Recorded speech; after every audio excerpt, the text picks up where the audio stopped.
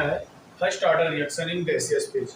देखिए, first order reaction in gaseous phase के लिए हम क्या करेंगे, मान लीजिए कोई रिएक्शन है जिसमें आपका एक ठीक ए टूट रहा है बी और सी, और ये तीनों किस में है, गैसियस फेज में। ये भी गैसियस फेज में, ये भी गैसियस फेज में। ठीक, हम मान लेते हैं कि ए जो है वो टूट कर दे रहा है आपका बी और सी, और तीनों आपके गैसियस फेज में हैं। तो इनिशियली क्या होगा, t इक्वल टू 0, यानी इनिशियल कंडीशन पर जब आपका t बराबर 0, यानी रिएक्शन की स्टार्टिंग में जब रिएक्शन आपका स्टार्ट नहीं हुआ है तो आपका b और c बना नहीं होगा। और b और c बना नहीं होगा, मान लीजिए कोई आपका कंटेनर है, इसमें b और c नहीं बना है, केवल क्या होगा a, और a के जो मॉलिक्यूल्स हैं वो इसके कंटेनर के वॉल्स पर क्या लगाएंगे, प्रेशर। तो हमने मान लिया वह प्रेशर क्या है आपका P0, ठीक। और इधर वाले प्रेशर क्या होंगे उस टाइम 0 0, ठीक। इधर वाला प्रेशर सिर्फ ए के कारण लगेगा, और ये बने नहीं है इनिशियल पर, सिर्फ रिएक्टेंट ही रहेगा, तो ये दोनों आपके क्या हो गए, 0 हो गए। अब हम देखते हैं आपका आफ्टर सम टाइम, यानी प्रेशर एट टाइम t। अब जैसे जैसे टाइम बीत रहा है वैसे वैसे क्या हो रहा है, आपका रिएक्टेंट प्रोडक्ट की तरफ बढ़ रहा है। यानी अब टाइम t कुछ भी हो सकता है, बस t is not equal to 0, ठीक। अब आपका a जो है वो b और c में टूटा, अब कुछ ना कुछ क्या होगा, b और c के मॉलिक्यूल्स बने होंगे, तो आपका इसका जो प्रेशर P0 था ये कुछ ना कुछ अमाउंट में कम हुआ होगा।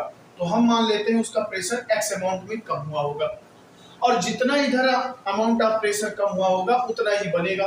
तो x और x इसके प्रेशर बनेंगे, क्योंकि एक मॉलिक्यूल इसका एक मोल B और एक मोल C फॉर्म कर रहा है। तो आपका अगर x प्रेशर इसका गायब हुआ तो x प्रेशर इसका और x प्रेशर भी इसका होगा। तो अगर हम इसको टोटल करें तो P total P0 minus x plus x cut जाएगा, और ये दे देगा आपका Pt equal to P0 plus x। और यहाँ से अगर हम x की वैल्यू निकालें तो x is equal to Pt minus P0, ठीक। x is equal to Pt minus P0। यहाँ तक बात समझ में आई, Pt माइनस P0। अब देखिए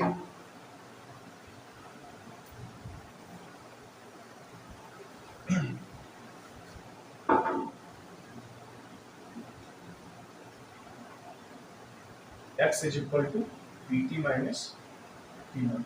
अब हम फर्स्ट ऑर्डर रिएक्शन जो आपका इंटीग्रेटेड रेट इक्वेशन था, फर्स्ट ऑर्डर रिएक्शन का इंटीग्रेटेड इक्वेशन क्या था आपका, k is equal to 2.303 upon t log r naught upon r।